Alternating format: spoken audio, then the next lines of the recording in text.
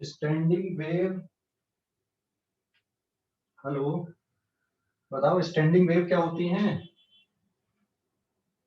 कब बनती है स्टैंडिंग वेव, जरा सोच के बताओ स्टैंडिंग वेव कब बनती हैं। हेलो, स्टैंडिंग वेव कब बनती है? हाँ, जब दो वेव टकराती। जब दो वेव टकराती, बिल्कुल सही। कैसे टकराती हैं? सेम एम्पलीट्यूड की कि अलग अलग एम्पलीट्यूड की? Same amplitude. सेम एम्पलीट्यूड की। फ्रीक्वेंसी अलग अलग होनी चाहिए कि सेम होनी चाहिए? सेम होनी चाहिए। हाँ, फ्रीक्वेंसी भी सेम होनी चाहिए और एम्पलीट्यूड भी सेम होना चाहिए। और दो वेव टकराएं, कैसी? सेम डायरेक्शन से टकराएं कि अपोजिट डायरेक्शन से टकराएं? Opposite. Opposite direction. Opposite direction से टकराएं, बिल्कुल सही। जब सेम एम्पलीट्यूड सेम फ्रीक्वेंसी की दो वेव अपोजिट डायरेक्शन से टकराती हैं तो एक नई टाइप की वेव बनती है, जिनको क्या बोलते हैं हम? स्टैंडिंग वेव बोलते हैं। बेसिकली फिजिक्स की लैंग्वेज में अगर हम बोलें तो ये है सुपरपोजिशन ऑफ वेव, है ना।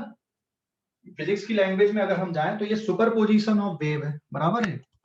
This is superposition of wave ना, बराबर। सुपरपोजिशन मतलब एडिशन, ठीक है।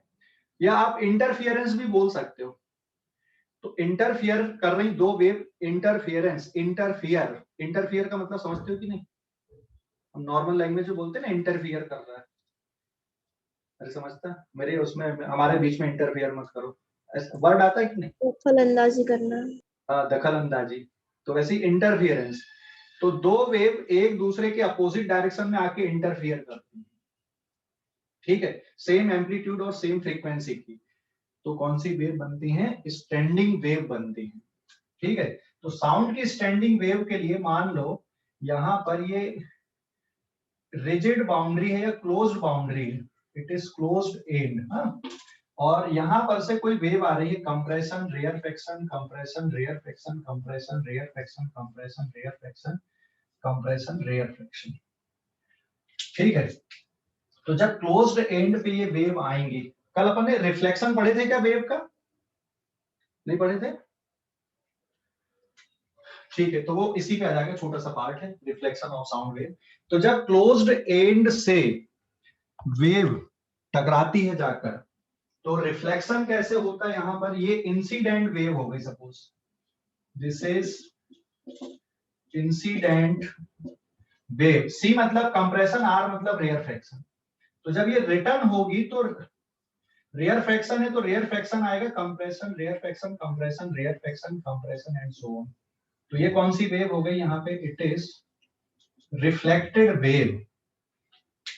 मतलब रेयर फ्रैक्शन टकराए तो रेयर फ्रैक्शन लौटेगा, कंप्रेशन टकराएगा तो कंप्रेशन लौटेगा, ठीक है। मतलब कितने का फेज डिफरेंस क्रिएट हुआ यहाँ पे? फेज डिफरेंस क्रिएट हुआ क्या? नहीं हुआ। So this is the reflection of sound from closed and हो गया, ठीक है। This is reflection of sound from closed and, एक केस।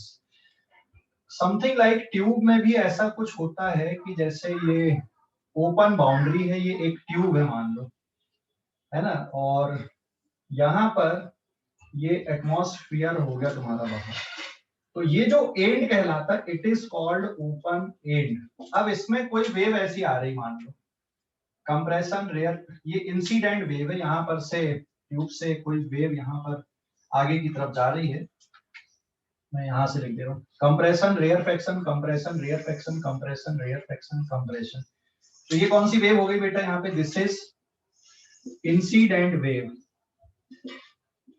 जब ओपन बाउंड्री पे आएगी it is just like a tube, ये ऐसा है ना, यहां पर से हम साउंड प्रोड्यूस कर रहे हैं, कुछ बोल रहे हैं, तो यहां से भी साउंड बाहर निकल रहा है और कुछ पोर्शन उसका रिफ्लेक्ट होके भी अंदर आएगा, कुछ ट्रांसमिट हो जाएगा, कुछ रिफ्लेक्ट होके आएगा। तो ओपन बाउंड्री से जब ये रिफ्लेक्शन होता है तो कंप्रेशन गया तो रेयर फ्रैक्शन आएगा, compression, rarefaction, compression, rarefaction, ये इस तरह से रिफ्लेक्शन होगा। और ट्रांसमिशन में कंप्रेशन के बाद rarefaction, compression, rarefaction, ऐसा चलता जाएगा। ये कौन सी वेव हो गई यहाँ पे? It is transmitted wave. ये कौन सी हो गई यहाँ पे? It is reflected wave. तो कंप्रेशन गया, रेयर फ्रैक्शन आया, इसका मतलब जो फेज डिफरेंस क्रिएट हुआ यहाँ पे इंसिडेंट वेव और रिफ्लेक्टेड वेव में कितने का फेज डिफरेंस क्रिएट हुआ, पाई का फेज डिफरेंस क्रिएट हुआ। कंप्रेशन गया तो रेयरफैक्शन लौटेगा, रेयरफैक्शन यहाँ टकराया है तो कंप्रेशन लौटेगा। ठीक है, स्ट्रिंग में उल्टा हो रहा था, पता है कि नहीं, स्ट्रिंग में ये उल्टा हो रहा था, यहाँ पे स्ट्रिंग के केस में उल्टा हो रहा था। स्ट्रिंग में क्लोज्ड अगर बाउंड्री थी, ध्यान दो, स्ट्रिंग अगर थी, यहाँ पे ये फिक्स्ड एंड है ना, दिस इज फिक्स्ड एंड, और ये पल्स अगर यहाँ पे जा रही है, तो अगर क्रिस्ट गया था तो वापस क्या लौट रहा था, यहाँ पे ट्रू लौट रहा था। फेज डिफरेंस कितने का क्रिएट हुआ है, पाई का। ये फिक्स्ड एंड है ना, this is fixed and in case of string. लेकिन साउंड वेव के लिए चीजें बदल गई, फिक्स्ड एंड में फेज डिफरेंस 0 का क्रिएट हुआ है। ठीक है, समझ गए? हेलो, अरे समझ गए कि नहीं? फिर जैसे ये ट्रांसमिटेड वेव ऐसी गई थी, यहाँ पे अगर ओपन बाउंड्री हम बना देते हैं ये ऐसी, तो अगर ये इंसिडेंट हुआ है क्रिस्ट, तो वापस भी क्या लौटेगा, यहाँ पे क्रिस्ट ही लौटेगा। मतलब फेज डिफरेंस कितने का क्रिएट होता है, 0 का फेज डिफरेंस क्रिएट होता है। This is now for open and और ये क्लोज्ड एंड है, तो दोनों टाइप की वेव में ये फर्क है रिफ्लेक्शन में, ध्यान से समझ। ये कोई डाउट है इस पे बेटा, किसी को इस पे कोई डाउट है? हेलो, ओपन एंड में कहाँ से टकरा के रिटर्न हो जाएगा?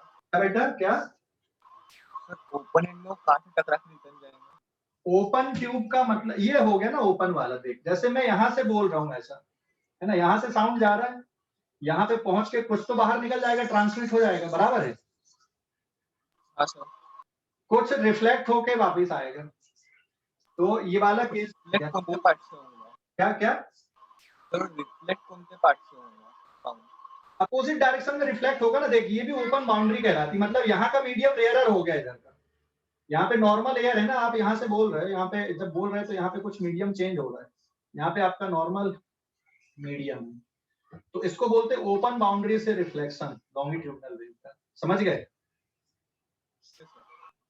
कुणाल, समझ गए बेटा? हाँ सर।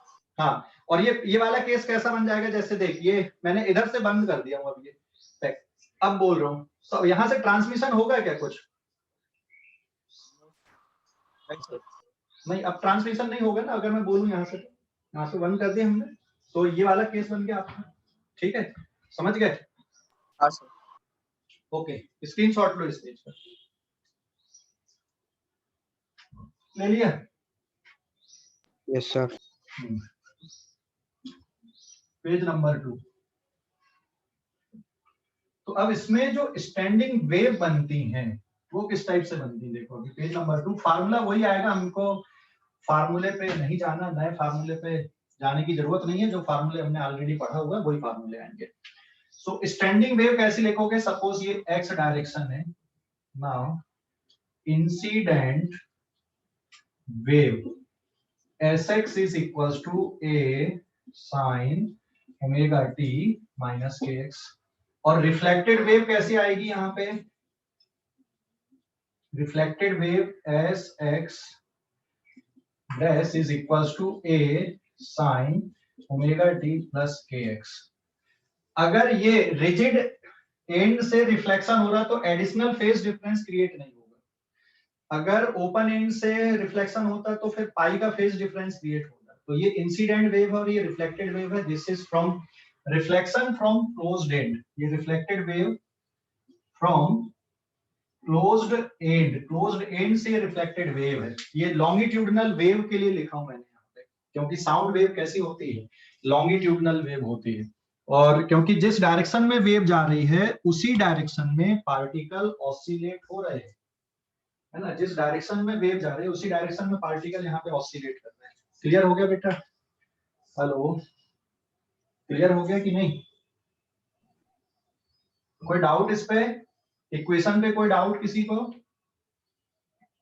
इक्वेशन पे कोई डाउट है क्या? हेलो, इक्वेशन पे कोई डाउट है क्या? इंसिडेंट वेव रिफ्लेक्टेड वेव की इक्वेशन में सब कुछ वही है जो पहले पढ़े थे, बस तरीका बस बदल गया लिखने का, यहाँ पे SX लिख दिया, पहले Y लिख रहे थे, ट्रांसवर्स वेव। अरे बोलो भाई, समझ गए या नहीं? सर ओपन एंड के लिए क्या रहेगा इक्वेशन? हाँ, अगर हम ओपन एंड के लिए लिखेंगे तो यहाँ पे कितने का फेज डिफरेंस क्रिएट होता है रिफ्लेक्टेड वेव में? पाई का। रेयरफेक्शन जाता है तो कंप्रेशन आता है, तो यहाँ पे और क्या ऐड कर देते हैं हम? चल मैं यहाँ पे अगर रिफ्लेक्टेड वेव बना दूं ओपन एंड के लिए, reflected wave from open and, तो अगर ओपन एंड के लिए बनाते SX double dash A sine omega t plus KX plus pi लिख देते हैं। समझ गया? समझ गया अभी कि नहीं? समझ गया बेटा? Yes sir. हाँ, तो अगर हम इसको रिफ्लेक्टेड वेव, ये तो ओपन एंड के लिए हो गया, अगर ये क्लोज्ड एंड के लिए होती, this is for closed end, ये है ओपन एंड के लिए, ठीक है, पाई का फेज डिफरेंस क्रिएट हो जाता है। तो जब ये दोनों वेव मिलेंगी तो यहाँ रेयरफेक्शन मिल गया, कंप्रेशन मिल गया, फिर रेयरफेक्शन मिल गया। किस टाइप का इंटरफेरेंस हो गया एक प्रकार से? कंस्ट्रक्टिव या डिस्ट्रक्टिव? किस टाइप का इंटरफेरेंस हो गया? कंस्ट्रक्टिव। हाँ, ये कंस्ट्रक्टिव इंटरफेरेंस बन गया है, ठीक है। तो जो रिजल्टेंट वेव आएगी SX resultant will be given by SX plus SX dash, दोनों को ऐड कर देते हैं। तो ये है फर्स्ट और ये है सेकंड, मतलब फर्स्ट और सेकंड को ऐड कर रहे हैं यहाँ पे, तो आंसर आ जाएगा, डायरेक्ट लिख दूं क्या? ये दो को अगर आप ऐड कर रहे हो तो it is 2A sin omega t into cos KX। किसकी इक्वेशन है ये? स्टैंडिंग वेव की इक्वेशन है ना ये। This is equation of standing wave, standing wave की इक्वेशन लग गई बेटा। तो जो फार्मूलेशन है वो बिल्कुल हमने जो स्ट्रिंग के लिए पढ़े थे वही फार्मूलेशन चलेंगे, कुछ नया करने की जरूरत नहीं है यहाँ पे, फार्मूला वही चल रहा है जो स्ट्रिंग के लिए गए थे वही फार्मूला। तो अब हम आ रहे हैं ऑर्गन पाइप में जो नॉर्मल मोड ऑफ वाइब्रेशन है वो कैसे होता है। हमने स्ट्रिंग में वाइब्रेशन देखे थे, है ना, फर्स्ट एक लूप बन रही थी, दो लूप बन रही थी, स्टैंडिंग वेव स्ट्रिंग में कैसी बन रही थी उनको देखे थे। तो ऐसे ही अब हम ये पाइप में स्टैंडिंग वेव कैसे बनेगी ये देखने वाले। जैसे यहां से अगर हम बोल रहे हैं तो इसमें कैसी स्टैंडिंग वेव बन रही है पाइप के। तो दो पाइप हम लोग पढ़ने वाले, एक है ओपन पाइप जो दोनों तरफ से खुला हुआ है, और एक हो जाएगा क्लोज्ड पाइप। क्लोज्ड पाइप मतलब जिसको आप एक तरफ से क्या कर दोगे, बंद कर दोगे ऐसा, तो इधर से बाहर नहीं निकलेगी एयर, बस जाएगी और रिफ्लेक्ट होके वापस आएगी, ठीक है। समझ गए? हेलो, अरे समझ गए कि नहीं? हेलो, समझ गया बेटा इसको? हाँ बोलो, कुछ क्वेश्चन है? सर वहाँ पे ओपन एंड आना चाहिए था ना कहाँ पे? सर, लेफ्ट साइड का आखिरी लाइन। अच्छा अच्छा, ये sorry, this is my printing mistake, it is open and. ठीक है, स्क्रीनशॉट लो इस पेज का, है ना, स्क्रीनशॉट ले लो, स्क्रीनशॉट ले लो बेटा, ले लिए? Yes sir. ठीक है, आगे बढ़ते हैं अपन, पेज नंबर 3 पे आते हैं।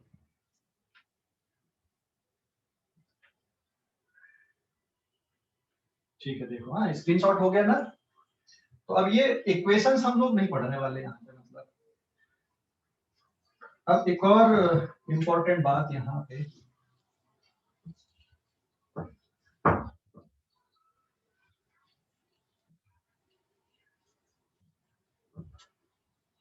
now this is page number 3.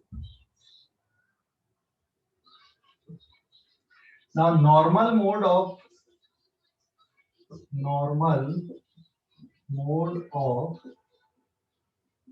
vibration in organ pipe,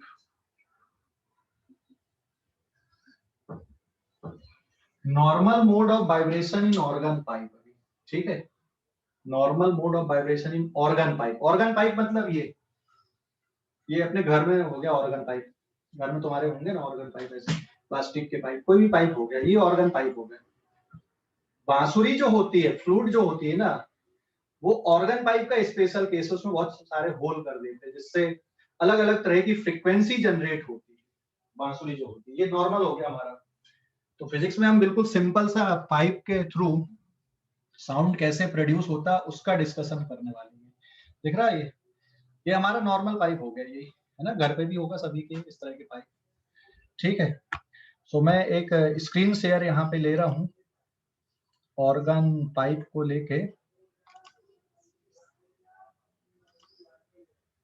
ये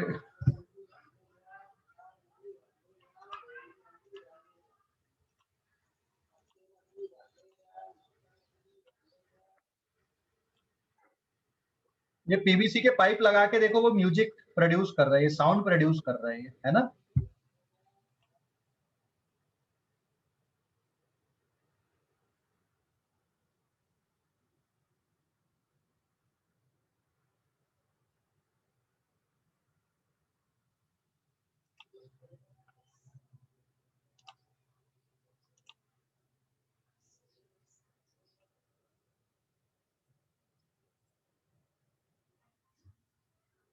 सो फिजिक्स में जो ऑर्गन पाइप यूज होते हैं वो मैं बता रहा हूँ तुम लोगों को,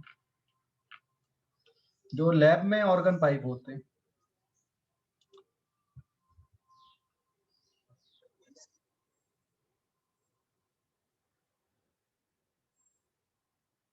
ये देखना, ये ऑर्गन पाइप है, ये लैब में यूज करती है। ये एक एंड पे ओपन है, ये sorry, so this is open and, both and पे ओपन है, ओपन ऑर्गन पाइप से एयर भरते हैं। बांसुरी भी ऐसी कुछ होती है। सर मतलब बीच से होल्स दे देते हैं, क्या बेटा? बीच में से होल्स दे देते क्या इसमें? बांसुरी बनाने के लिए फिर बीच में होल दे देते पूरे, है ना। ये तो बांसुरी थोड़ी, ये तो ऑर्गन पाइप है नॉर्मल वाले होते हैं। यहाँ से एयर एंटर करती है, एक जगह से एयर एंटर कराओगे साउंड प्रोड्यूस कराओगे, या फ्रीक्वेंट कोई ऑसिलेटर से साउंड प्रोड्यूस कराओगे। ठीक है,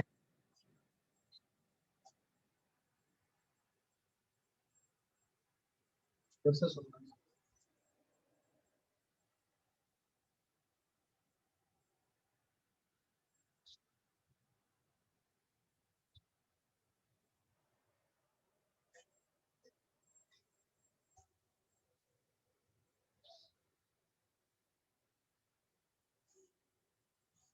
ठीक है, एक प्रकार की बांसुरी है जिसके आवाज उतनी मीठी नहीं है, जिसकी आवाज उतनी सुरीली नहीं है।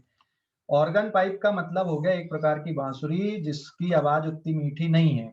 ठीक है, हेलो। Yes sir. हाँ, एंड 1 मिनट में एक और चीज दिखा रहा हूँ तुमको, ट्यूनिंग फोर्क क्या होते हैं।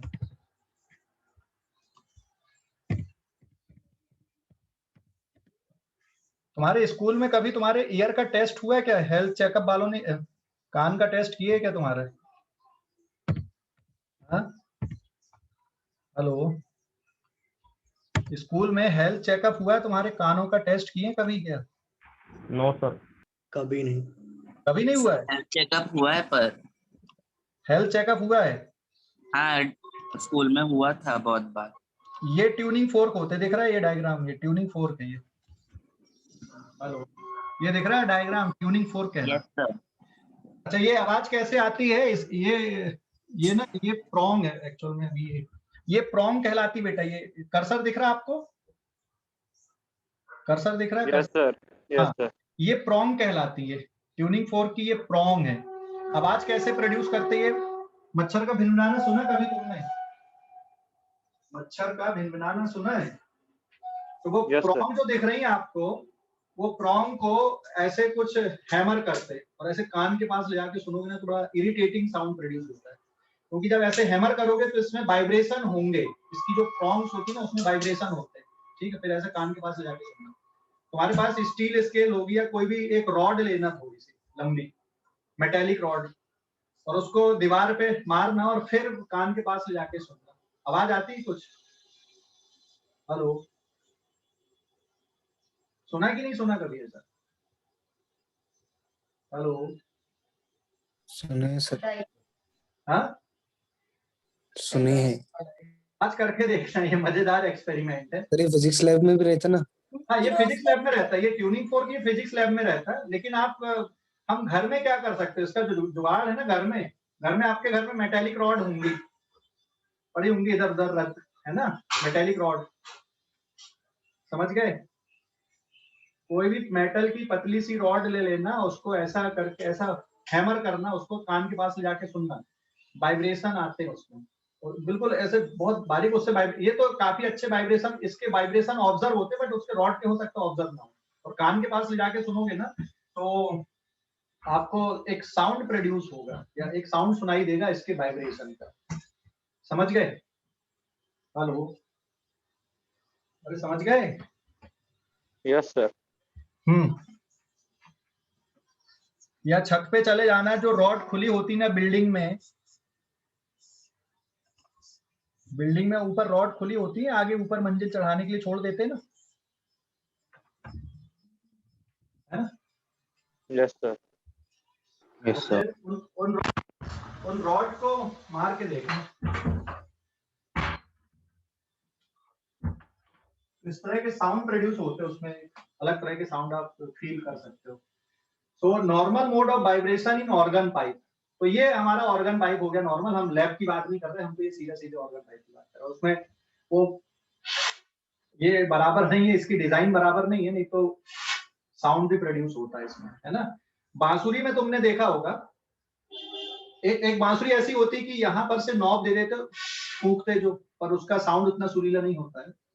एक बांसुरी ऐसी होती है जो दोनों तरफ से खुली रहती है, यहाँ पर इनमें होल बने होते हैं, फिर फूंकते हैं पर तो साउंड प्रोड्यूस होता है उस पर, देखा ना उसके साउंड। तो जो बांसुरी होती है वो ऑर्गन पाइप का ही एक अच्छा फॉर्म है, जिससे अलग अलग तरह के नोट्स प्रोड्यूस होते हैं, या फ्रीक्वेंसी या फिर साउंड प्रोड्यूस होते हैं, समझ गए?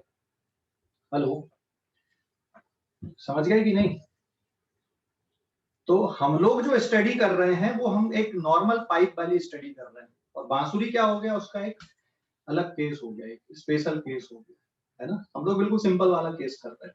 ऐसे ही हमने जब स्टैंडिंग वेव इन स्ट्रिंग पढ़े थे, मतलब गिटार में, सितार में, वायलिन में जो स्टैंडिंग वेव बनती है उसके वायर में, उसके कारण फिर जो एयर के पार्टिकल होते हैं उससे टकरा के ऑसिलेट होते हैं, तो आप उसमें डिफरेंट टाइप के साउंड या नोट सुनते हो। तो वैसे ही यहाँ पे ऑर्गन पाइप के लिए, ठीक है?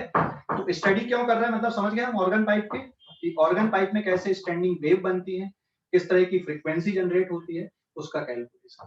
क्लियर हो गया बेटा? हेलो, क्लियर हो गया क्या? हेलो, ये समझ गए स्टडी क्यों कर रहे हैं, ऑर्गन पाइप की स्टडी क्यों कर रहे हैं, समझ गए ना?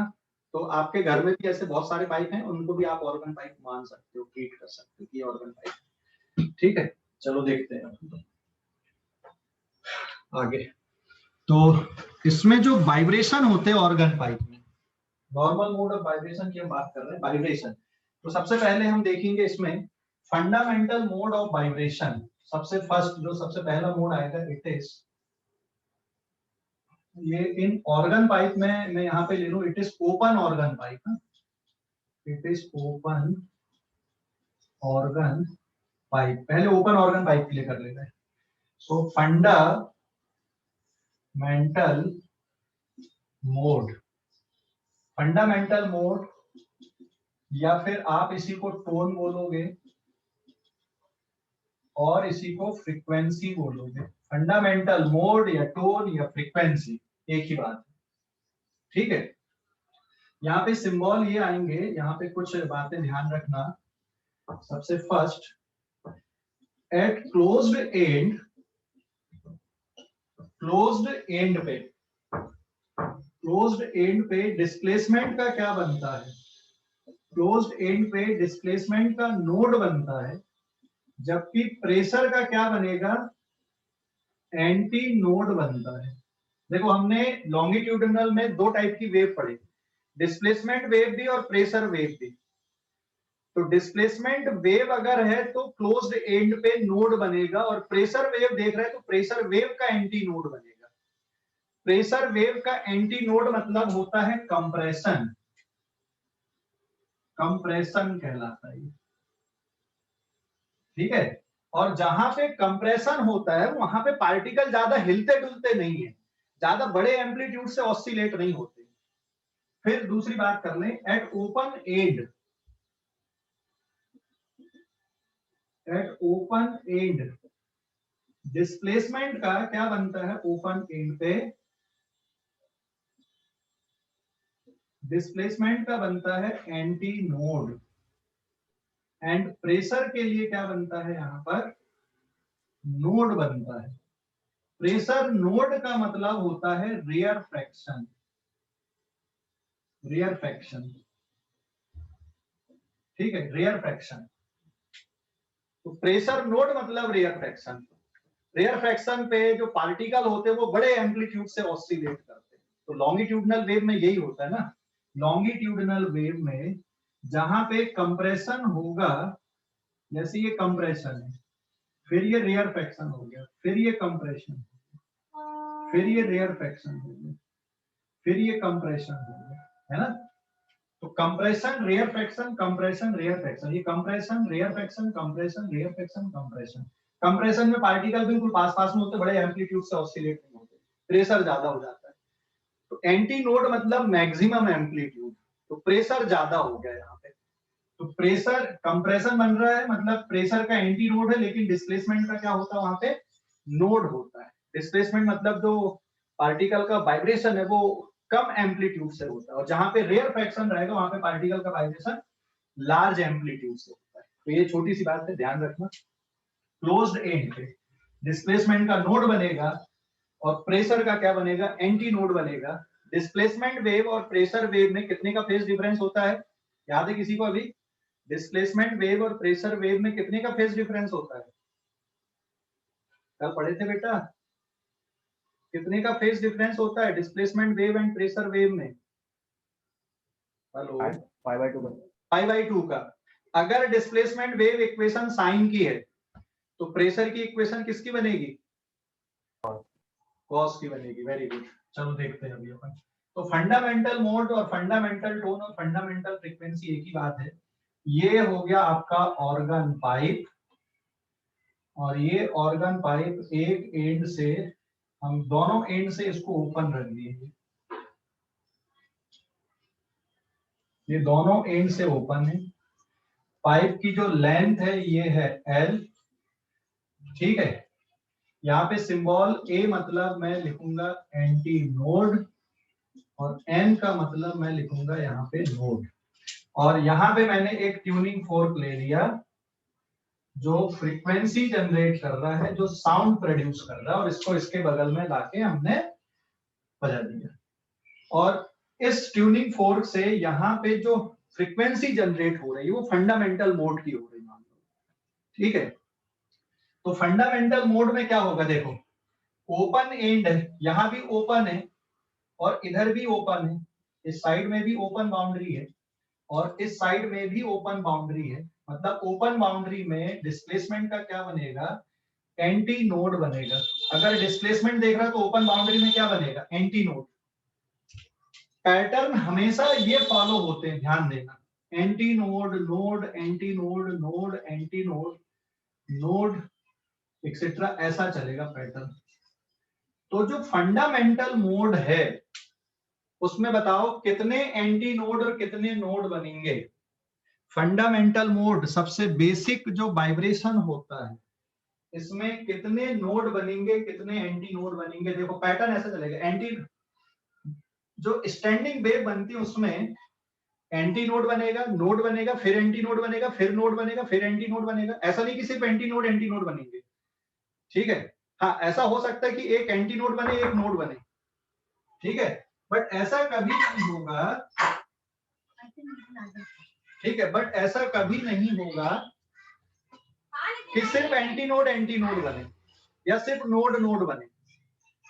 पैटर्न हमेशा ये फॉलो होता है, ठीक है। पैटर्न हमेशा ऐसा फॉलो होगा, एंटी नोड बनेगा, नोड बनेगा, एंटी नोड बनेगा, नोड बनेगा, एंटी नोड बनेगा।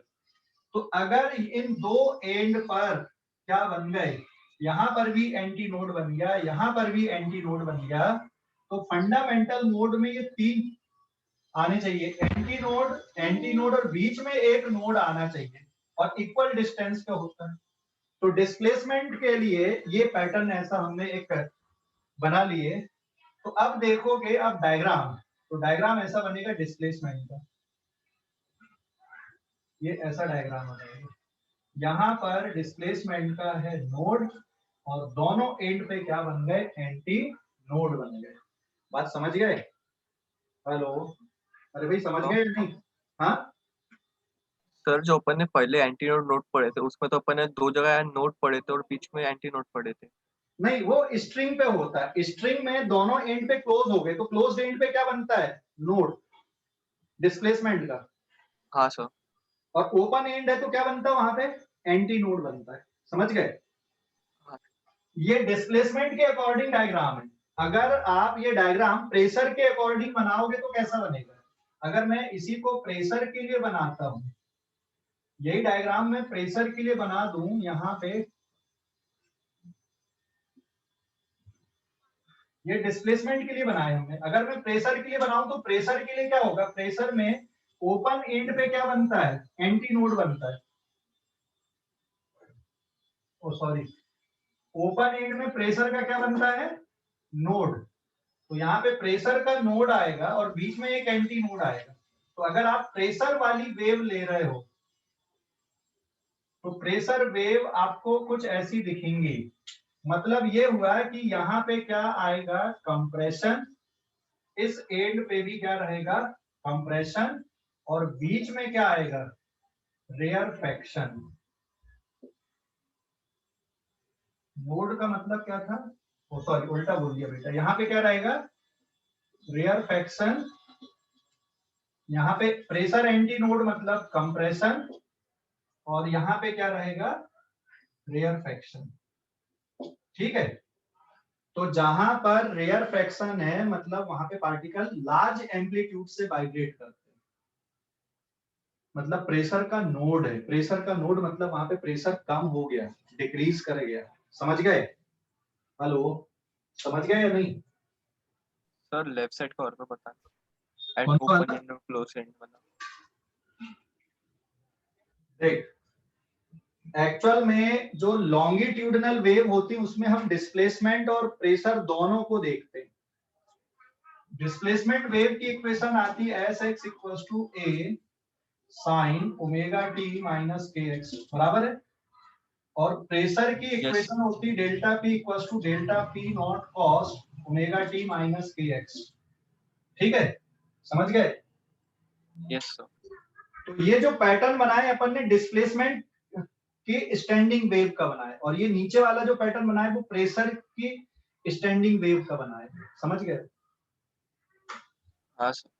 हाँ, तो ये प्रेशर वेव के लिए है और ये डिस्प्लेसमेंट वेव के लिए है, क्योंकि दोनों में 90 डिग्री का फेज डिफरेंस होता है, ये इसलिए ऐसा नहीं हो गया। आप अदर वर्ड में समझ लो, जहां पे ओपन एंड होता है वहां पे रेयर फ्रैक्शंस रहेगा, मतलब प्रेशर का नोड बनेगा। और प्रेशर का नोड है मतलब रेयर फ्रैक्शन है, रेयर फ्रैक्शन है तो डिस्प्लेसमेंट, पार्टिकल कैसे ऑसिलेट करते हैं, जहां पे रेयर फ्रैक्शन रहेगा पार्टिकल दूर दूर उससे ऑसिलेट करते हैं। जैसे ये देखिए, ये कंप्रेशन है, ये कंप्रेशन, ये रेयर फ्रैक्शन, ये कंप्रेशन है।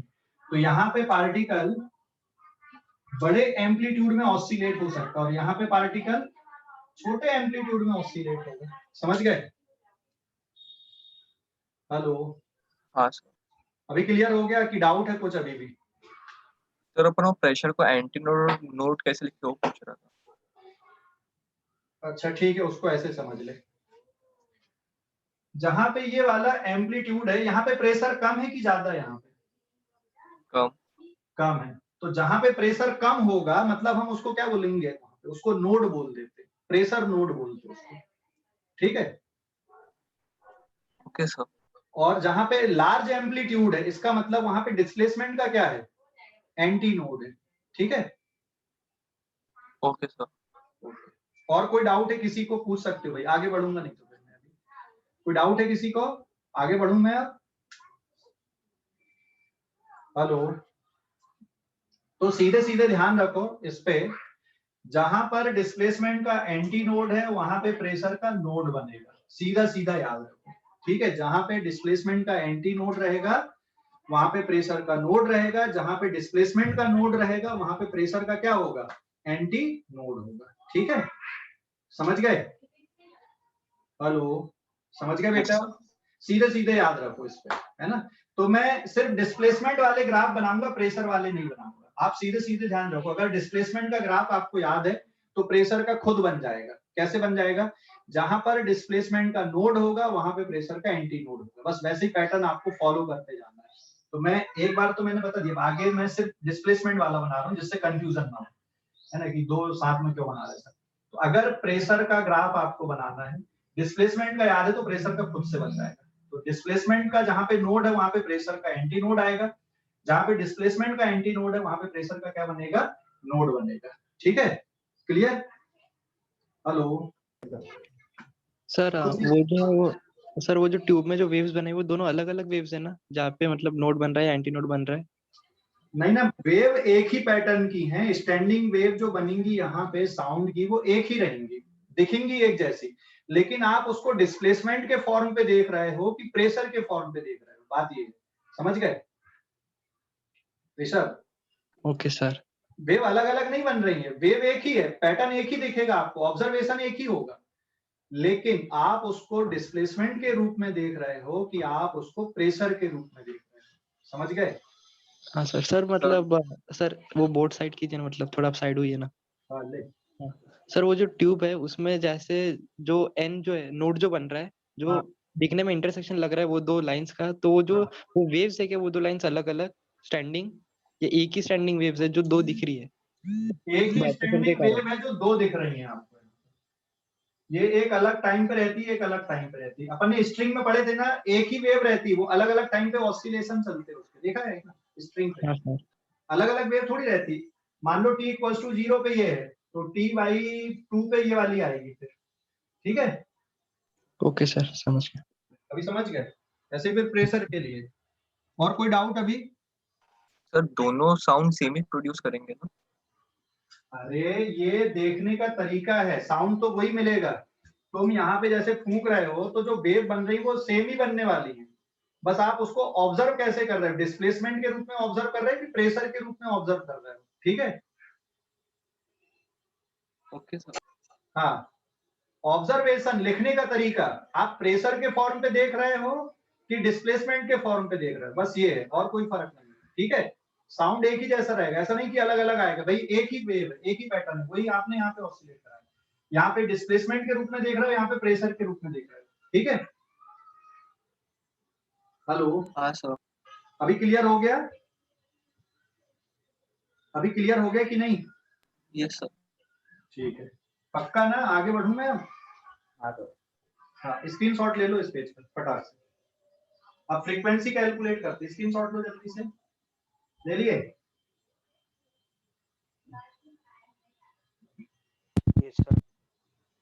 पेज नंबर 4 है। हाँ, यहाँ पे आ रहे हैं हम कैलकुलेशन में फ्रीक्वेंसी का।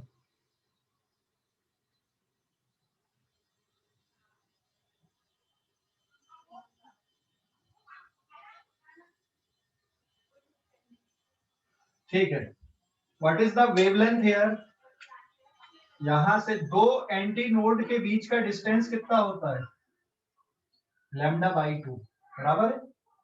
दो एंटी नोड, दो consecutive anti node, to consecutive anti node के बीच का डिस्टेंस लैम्डा बाई 2, यही होता है ना बेटा? टू कॉन्जिकेटिव एंटी नोड के बीच का डिस्टेंस होता है लैम्डा बाई 2। ठीक है, चलो अब वेवलेंथ किसके इक्वल आ गई? So therefore lambda by 2 is equals to L, so wavelength is equals to 2L. So now frequency of oscillator is equals to frequency of standing wave.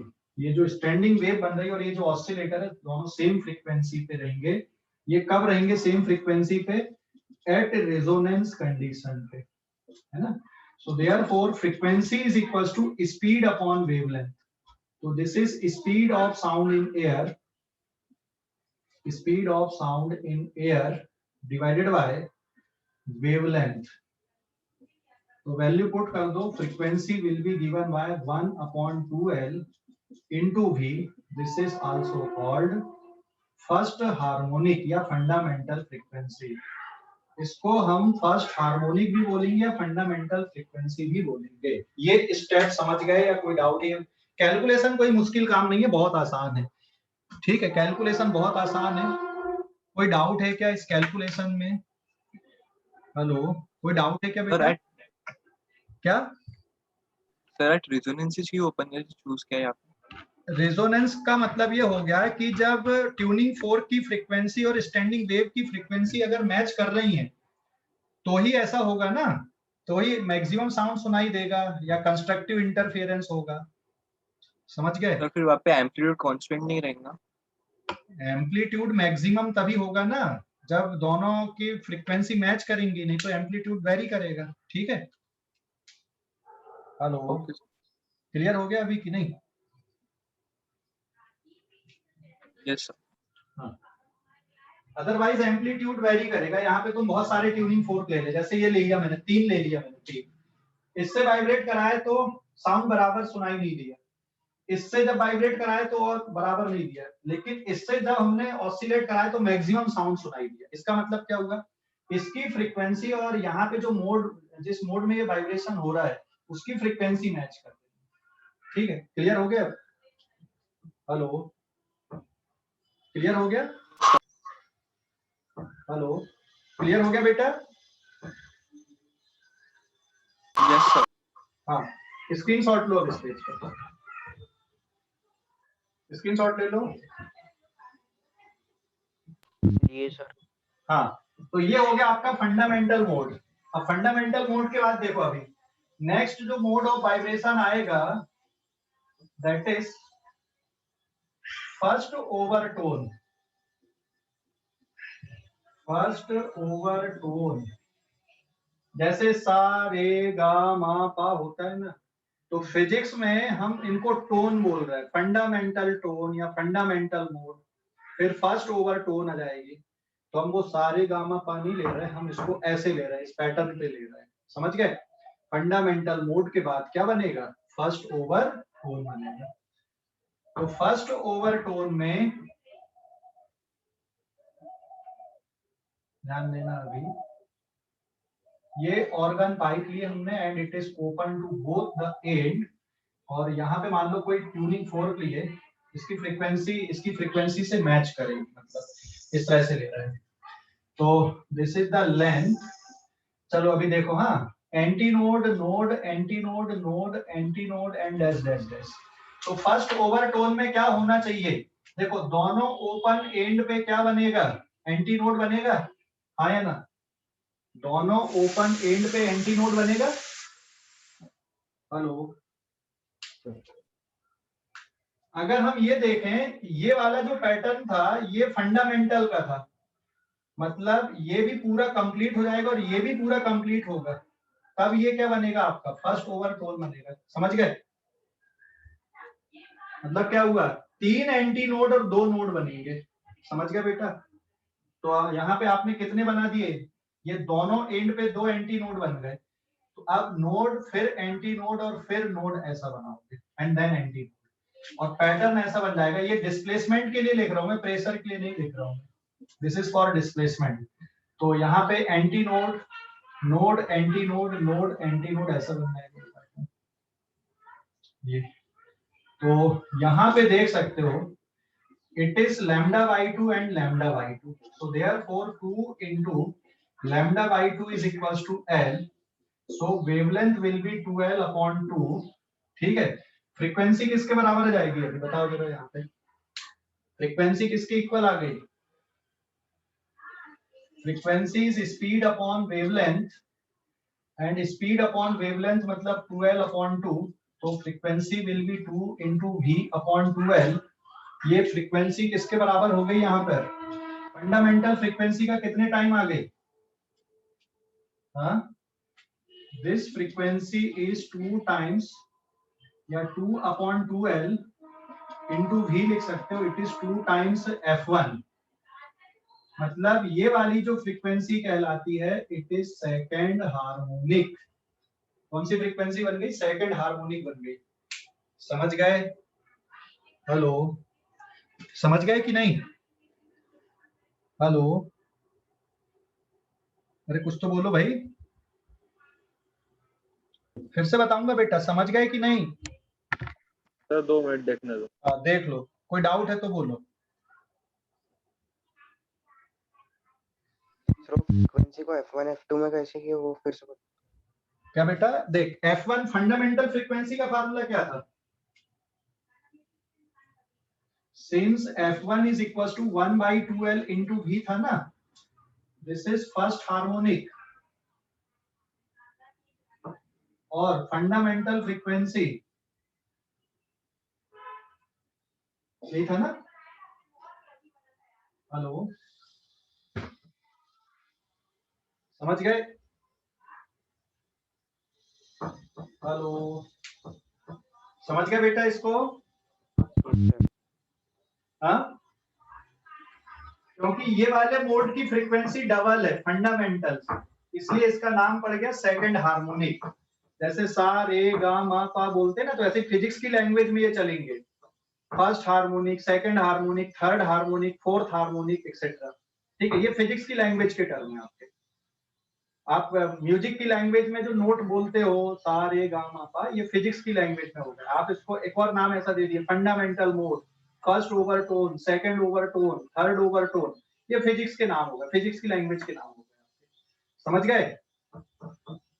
Hello, अरे समझ गए कि नहीं? आवाज ही नहीं आ रही। ऋषभ, हर्ष, कहाँ गए? हर्ष, हाँ सर, हाँ सर। हाँ ठीक है, स्क्रीन शॉट लो इस पेज का, मिटा रहा हूँ, फिर अगले पेज पे जा रहा हूँ। स्क्रीन शॉट ले लो, ले लिया? यस ठीक, सर। Page number 5। हाँ, चलो अभी ये हो गया फर्स्ट ओवरटोन। अब जरा बताओ सेकंड ओवरटोन में क्या आएगा? सेकंड ओवरटोन में और क्या बढ़ेगा? देखो बिल्कुल वैसे, सेकंड ओवरटोन में और क्या हो जाएगा? डायग्राम समझ सकते हो कैसा बनेगा सेकंड ओवरटोन का? ये ऑर्गन पाइप लिए हमने, सेकंड ओवरटोन का डायग्राम कैसा बनेगा? सोच के बताओ जल्दी से, कैसा बनेगा सेकंड ओवरटोन का डायग्राम? और क्या बढ़ेंगे इसमें सेकंड ओवरटोन में? एक और पैटर्न बढ़ जाएगा यहाँ पे, यस सर। नोड फिर एंटी नोड। तो कितने नोड और कितने एंटी नोड बन जाएंगे? अब देखो, ये सेकंड ओवरटोन हो गया, तो यहाँ पे हमेशा एंटी नोड एंटी नोड कितने बन रहे हैं अभी? और दो और एंटी नोड है, मतलब एंटी नोड, और फिर बीच बीच में क्या बनाना पड़ेगा? नोड नोड, ऐसा। तो डायग्राम कैसा बन जाएगा आपका? Anti node node antinode node, ये ऐसा डायग्राम बनेगा। तो यहां पर लैम्डा बाई 2, फिर लैम्डा बाई 2, फिर लैम्डा बाई 2। तो यहाँ पे बेटा वेवलेंथ किसकी इक्वल आ गई? 3 times lambda by 2 is equals to L. So wavelength will be 2L upon 3 and frequency will be V divided by lambda. So it is 3 upon 2L into V. और ये जो frequency है 3 times F1 है, मतलब ये कहलाएगी third harmonic, ये third harmonic कहलाएगी। ठीक है, आगे के पैटर्न बना सकते हो इसी तरह से, थर्ड ओवरटोन बना सकते हो कि नहीं? थर्ड ओवरटोन, थर्ड ओवरटोन मतलब समझ गए? जैसे हम म्यूजिक की लैंग्वेज में ले ले सा रे गा मा, तो मा कैसे बनाओगे? बना सकते हो कि नहीं है? वैसे मैंने एक एग्जांपल के लिए लिया हूं, मैंने इसको मा नहीं बोलेंगे, इसको हम इस तरह से ले रहे हैं यहाँ पे। ठीक है, हेलो, अरे समझ गए? कुछ तो बोलो भाई, समझ गए? ये थर्ड हार्मोनिक। अगला पैटर्न बना सकते हो थर्ड ओवरटोन। थर्ड ओवरटोन में क्या आएगा बताओ जरा, कितनी वेवलेंथ आ जाएंगी? 4 इंटू लैम्डा बाई 2, बराबर है? हेलो, थर्ड ओवरटोन में 4 इंटू लैम्डा बाई 2। चलो जनरल फार्मूला बताओ जरा, क्या बनेगा जनरल फार्मूला? जनरल फार्मूला बना सकते हो? जनरल फार्मूला आ जाएगा lambda N is equal to 2l upon N, जहां पे n की वैल्यू 1 2 3 4 एक्सेट्रा चलेगी। n की वैल्यू 1 मतलब हो गया फंडामेंटल मोड और टोन और फ्रीक्वेंसी। n की वैल्यू 2 का मतलब फर्स्ट ओवर टोन या फिर सेकंड हार्मोनिक, ये फर्स्ट हार्मोनिक कहलाता है, it is also first harmonic. n की value 3, it is second overtone, it is third harmonic. Frequency कैसे निकाल दोगे? F N v upon lambda N, n divided by 2l into v, and what is v here? Speed of sounding air. String में speed of wave on string होता है, लेकिन यहाँ पे क्या है? Speed of sounding air. ठीक है, स्क्रीनशॉट लो इस पेज का। कोई डाउट है? सर ये जो एंटीनोड है ये ओपन पाइप के लिए है ना?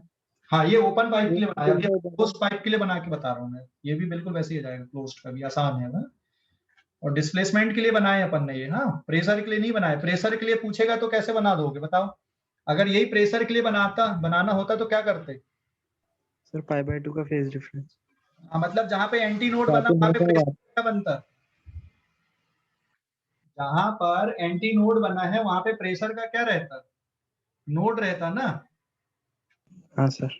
हाँ ठीक है, स्क्रीनशॉट ले लो इस पेज का। पेज नंबर 6 पे आते हैं अपन अब। हाँ, ले लो स्क्रीनशॉट, ले लो जल्दी से। ले लिए? Yes sir.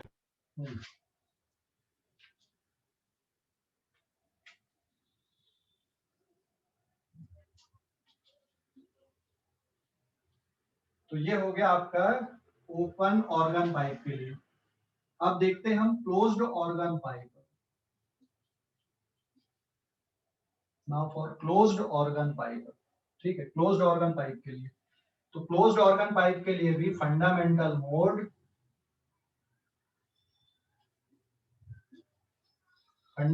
मोड और टोन और फ्रीक्वेंसी एक ही बात है। जो क्लोज्ड ऑर्गन पाइप होता है ये एक एंड से क्लोज कर देते हैं, ये बंद कर दी एक एंड से, और एक एंड से ये ओपन। यहाँ पे आपने ट्यूनिंग फोर्क लिया, इसकी फ्रीक्वेंसी है, फिर ये हो गई length L. This is the closed end and this is open and. अब साउंड प्रोड्यूस होगा। चलो हमने क्या पढ़ाए थे? जहां पे क्लोज्ड एंड आएगा वहां पे क्या बनेगा हमेशा? देखो, anti node, node antinode, node anti node and so on, ऐसा चलेगा पैटर्न। तो क्लोज्ड एंड पे बन गया एंड, क्या बनेगा क्लोज्ड एंड पे? डिस्प्लेसमेंट के लिए, डिस्प्लेसमेंट के लिए क्लोज्ड एंड पे क्या बनता है? नोड या एंटी नोड? डिस्प्लेसमेंट के लिए क्लोज्ड एंड पे एंटीनोड। नोड। जहां पे क्लोज्ड एंड है वहां पे पार्टिकल मूव करते क्या ज्यादा? Hello, no sir. Particle move नहीं करते तो डिस्प्लेसमेंट जीरो रहेगा, लेकिन पार्टिकल इकट्ठे हो जाते हैं वहां पे तो प्रेशर मैक्सिमम हो जाता है। इसको ऐसे समझो, नोड मतलब डिस्प्लेसमेंट जीरो और प्रेशर मैक्सिमम, एंटी नोड मतलब डिस्प्लेसमेंट मैक्सिमम और प्रेशर जीरो समझ लो। जीरो नहीं होता बट जीरो समझ लो, या मिनिमम प्रेशर समझ लो। ठीक है, समझ गए? नोड मतलब डिस्प्लेसमेंट जीरो, इसको ऐसे समझो आप। नोड का मतलब हो गया displacement is zero, pressure is maximum, और एंटी नोड का मतलब क्या हो गया? डिस्प्लेसमेंट इज मैक्सिमम और प्रेशर इज मिनिमम। तो डिस्प्लेसमेंट का क्या आएगा? क्लोज्ड एंड पे डिस्प्लेसमेंट का रहता है नोड, और ओपन एंड पे डिस्प्लेसमेंट का होता है एंटी नोड। क्योंकि यहाँ पे एंटी नोड बन गया, ये नोड बन गया, और हम फंडामेंटल मोड की बात कर रहे हैं, मतलब ये दो ही चीजें आएंगी यहाँ पे। तो जो ग्राफ बनेगा इसका डिस्प्लेसमेंट का, ये ऐसा वाला पैटर्न का ग्राफ बनेगा। तो एंटी नोड और नोड के बीच में जो डिस्टेंस होता है ये बनता है आपका λ/4। λ/4 डिस्टेंस होता है एंटी नोड और नोड के बीच में। अब ये बोलोगे सर ओपन में तो ऐसा नहीं हुआ था, क्योंकि ओपन में यहाँ पर भी एंटी नोड था और यहाँ पर भी एंटी नोड था, तो बीच में एक नोड बनना था। क्योंकि एंटी नोड आ गया उसके बगल में नोड आ गया, और ये हम फंडामेंटल मोड की बात कर रहे हैं, मतलब सबसे बेसिक फ्रीक्वेंसी की बात कर रहे हैं, इसलिए यहाँ पे जरूरत ही नहीं पड़ी। तो एंटी नोड और नोड के बीच में डिस्टेंस कितना होता है λ/4। तो फ्रीक्वेंसी का फार्मूला क्या आ जाएगा, so therefore λ/4 is equals to 4L, so lambda is equals to 4L, so therefore frequency is equals to V divided by lambda 1/4L into V. This is called first harmonic. ये first harmonic है, समझ गए? Hello, समझ गए कि नहीं? First harmonic समझ गए? हेलो सर कभी भी जब अपन वेव्स बनाते हैं ट्यूब में, तो कौन सा भी ओवरटोन अपन को समझना किसी के कितने नोड आएंगे, कितने एंटी नोड आएंगे। हाँ, ये ऐसे लिख ले पैटर्न, ये नोड एंटी नोड नोड। देखो हमेशा क्या करना है, पैटर्न तो ऐसे बनेगा, कोई भी स्टैंडिंग वेव हो, जैसे अपन ने ये पढ़े ना बेटा, जब भी कोई स्टैंडिंग वेव बनती तो ऐसा पैटर्न लिखते कि नहीं अपन? हाँ सर। ये क्या हो गया, node antinode node antinode node antinode node anti node and node. तो फंडामेंटल मतलब सिर्फ एक ही बनेगा ये वाला, अगर ये कंप्लीट बन रहा है। अब जैसे यहाँ पे एक एंड पे क्लोज है और एक एंड पे ओपन है, इसका मतलब ये इसमें जो पैटर्न बनेंगे आपके ऐसा वाला नहीं बनेगा। आपका जो पैटर्न बनने वाला है यहाँ पे वो कैसा बनेगा, आधा आधा वाला पैटर्न बनेगा, ये एक फंडामेंटल कहलाएगा। दूसरा वाला मोड इसका हायर ऑर्डर वाला ऐसा चलेगा, ठीक है?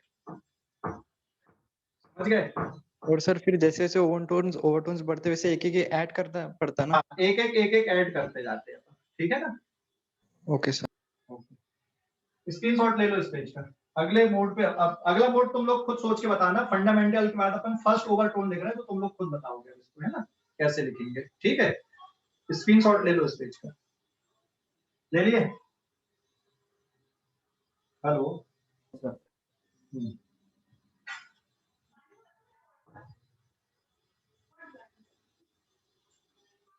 पेज नंबर 7 हम बात कर रहे हैं यहाँ पे सेकंड पॉइंट, फंडामेंटल के बाद में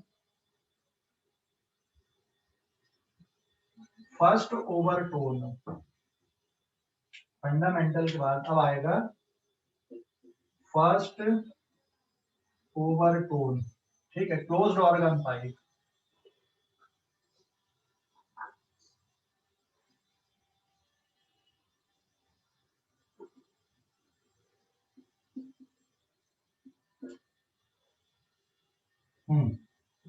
चलो बताओ, अभी पैटर्न सोचो जरा, क्या आएगा अभी इस पे? यहाँ पे क्या बनेगा, नोड डिस्प्लेसमेंट के लिए हम देख रहे हैं, प्रेशर के लिए नहीं लिख रहा हूँ। यहाँ पे क्या बनेगा, एंटी नोड बनेगा, ओपन एंड है तो। अब आगे बताओ, तो एक एंटी नोड बन गया, एक नोड बन गया, है ना? तो कैसा आएगा अभी, एक एक और बढ़ाना पड़ेगा। सर नोड और एंटी नोड ये आएगा पहले। अगर मैं यहाँ एंटी नोड बना दूं, नोड बना दूं, तो ये सही है कि गलत है? गलत है। हाँ, क्योंकि एंटी नोड के बगल में कभी एंटी नोड नहीं बनता, एंटी नोड के बगल में हमेशा नोड बनता है, ठीक है? तो यहाँ पे मैंने बना दिया नोड, और यहाँ पे क्या बना दिया, एंटी नोड। डिस्टेंस इक्वल रखना, यहाँ से ये डिस्टेंस ये डिस्टेंस ये डिस्टेंस सब सेम सेम लेना, ठीक है? क्योंकि स्टैंडिंग वेव में ऐसा ही होता है, हमने ये पढ़ा ना, स्टैंडिंग वेव में जब भी कोई स्टैंडिंग वेव बन रही है,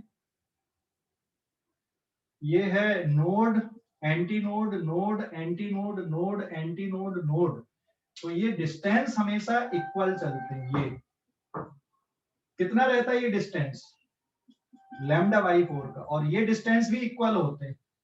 ये कितने रहते हैं, λ/2 λ/2 λ/2 के होते हैं। समझ गए? हेलो, समझ गए?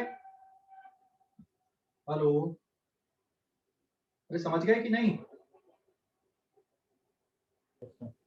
हाँ, तो अभी ये वाला बताओ, अभी ये वाला पैटर्न अब कैसा बन जाएगा यहाँ पे? ये वाला पैटर्न ऐसा हो जाएगा, anti node node anti node और नोड, फिर यहाँ पे नोड एंटी नोड और ये नोड, ऐसा, तो ये हो गया आपका λ/4, ये भी हो गया λ/4, ये भी हो गया λ/4। तो फार्मूला क्या बन गया यहाँ पे, 3 into λ/4 is equals to length. So wavelength will be 4L upon 3. So frequency will be given by wave speed upon wavelength. So it is 3/4L into wave speed. ये वाली जो फ्रीक्वेंसी आ रही है 3 times f1 है, इसलिए ये कौन सा हो गया, थर्ड हार्मोनिक आ गया। ये देखो फर्स्ट ओवरटोन में ये थर्ड हार्मोनिक है, ओपन ऑर्गन पाइप में ऐसा नहीं हो रहा था। ओपन ऑर्गन पाइप में क्या हो रहा था, ओपन ऑर्गन पाइप में फर्स्ट ओवरटोन में सेकंड हार्मोनिक था, लेकिन यहाँ पे फर्स्ट ओवरटोन में ये थर्ड हार्मोनिक है। मतलब कौन सा वाला एब्सेंट हो गया, यहाँ पे कौन सा एब्सेंट हो गया, इवन नंबर वाला सेकंड हार्मोनिक एब्सेंट हो गया यहाँ पे। ठीक है, समझ गए? हेलो, अरे समझ गए कि नहीं, समझ गए इसको? कोई डाउट? हेलो, अरे समझ गए कि नहीं, कि कोई डाउट है? हाँ, तो अब सेकंड ओवरटोन के लिए क्या बनेगा, जरा सोच के बताओ। डायग्राम बन जाएगा सेकंड ओवरटोन का, यहीं पे बना देता हूं मैं। सेकंड ओवरटोन का डायग्राम बना के बताओ जरा क्या आएगा। सोचो, सेकंड ओवरटोन का डायग्राम क्लोज्ड ऑर्गन पाइप के लिए कैसा बनेगा। सेकंड ओवरटोन के लिए कैसा बनेगा, कितने नोड कितने एंटी नोड। क्लोज्ड एंड पे क्या बनता हमेशा, ये क्लोज्ड एंड है, ये ओपन एंड है, यहाँ पे क्या बनेगा, नोड, यहाँ पे क्या बनेगा, एंटी नोड। अब कितने बनाओगे यहाँ पे कितने लिए थे आपने, कितने एंटी नोड थे, 2 नोड 2 एंटी नोड, तो यहाँ पे कितने आएंगे, 3 नोड और 3 एंटी नोड हो जाएंगे। ठीक है, सेकेंड ओवरटोन में 3 एंटी नोड और 3 नोड। जैसे ये पहला वाला हो गया, ये 2 में हो गए, अब ये 3 हो जाएंगे। समझ गए? हेलो, ऐसे लिख ले, एंटी नोड नोड मतलब ये फंडामेंटल हो गया, फिर anti node node antinode node मतलब ये क्या बन गया आपका, फर्स्ट ओवरटोन हो गया, फिर एंटी नोड नोड मतलब ये सेकंड ओवरटोन। तो यहाँ पे बराबर बराबर डिस्टेंस पे node antinode node antinode, फिर node and then antinode. कितने बना दिए अपन ने, 3 बना दिए, बराबर है। थोड़ा गैप कम करना पड़ेगा।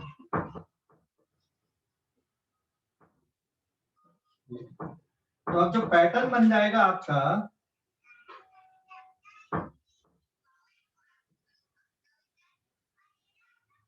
ये ऐसा बन जाएगा। कितनी वेवलेंथ बन गई यहाँ पे बताओ जरा, कितनी वेवलेंथ आ रही है, 1 2 3 4 5 आनी चाहिए थी, एक ज्यादा बना दिया क्या मैंने यहाँ पे, हाँ 4 बना दिया मैंने, एक मिनट, ये गड़बड़ बना दिया मैंने।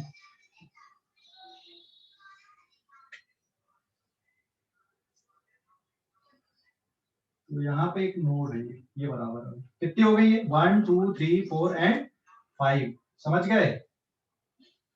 तो 5 into λ/4 is equal to L आ जाएगा यहाँ पे। क्लियर हो गया बेटा? हेलो, अरे क्लियर हो गया कि नहीं? डायग्राम समझ गए? डायग्राम समझ गए वाला, सेकंड ओवरटोन का डायग्राम समझ गए कि नहीं? सेकंड ओवरटोन का डायग्राम, हाँ। अब जनरल फार्मूला बन जाएगा इसका, जनरल फार्मूला बनेगा, सीधे सीधे जनरल फार्मूला बनेगा कि नहीं? जनरल फार्मूला कैसे बनेगा, सोच के बताओ। स्क्रीनशॉट लो, इस पेज का जनरल फार्मूला बनाते हैं, स्क्रीनशॉट लो जल्दी से, जनरल फार्मूला बनाने वाले, स्क्रीनशॉट ले लो। ले लिए? स्क्रीनशॉट ले लिए क्या? चलो जनरल फार्मूला सोचो क्या बनेगा इसका, पेज नंबर 8।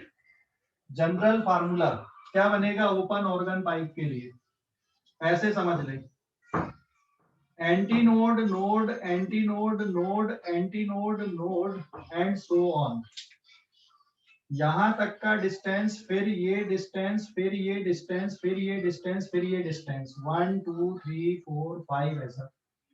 तो जनरल फार्मूला ये आ जाएगा, wavelength will be 4L divided by P, जहां पे P की वैल्यू आएगी 1, 3, 5 एंड सो ऑन। ठीक है, आप P को ऐसा भी लिख सकते हो, P is 2n-1, जहां पे n की वैल्यू 1, 2, 3 एक्सेट्रा ऐसा चलेगा। तो wave speed sorry frequency fp will be wave speed upon wavelength, तो p upon 4l into v या 2n-1 upon 4l into v आप लिख सकते हैं, जिसपे n की वैल्यू 1 मतलब फंडामेंटल मोड, n की वैल्यू 2 मतलब फर्स्ट ओवरटोन, n की वैल्यू 3 मतलब सेकंड ओवरटोन, ऐसा चलेगा। n की वैल्यू 1 मतलब होता है फंडामेंटल मोड, फिर n की वैल्यू 2 मतलब होता है फर्स्ट ओवरटोन। और इसमें इवन हार्मोनिक एब्सेंट होते हैं, इवन नंबर वाली फ्रीक्वेंसी एब्सेंट होती है। कौन सी वाली फ्रीक्वेंसी आती है? ऑड नंबर वाली फ्रीक्वेंसी प्रोड्यूस होती है। तो अगर हम म्यूजिकल साउंड की बात करें तो कौन सा ऑर्गन पाइप ज्यादा बढ़िया म्यूजिकल साउंड प्रोड्यूस करेगा, ओपन वाला कि क्लोज्ड वाला? हेलो, कौन सा वाला बढ़िया प्रोड्यूस? हाँ, ओपन। ओपन वाला। क्यों करेगा ओपन वाला? क्यों करेगा? क्योंकि उसमें सभी फ्रीक्वेंसी प्रेजेंट है, ऑड वाली फ्रीक्वेंसी भी प्रेजेंट है और इवन वाली फ्रीक्वेंसी भी प्रेजेंट है। ठीक है, समझ गए? हेलो।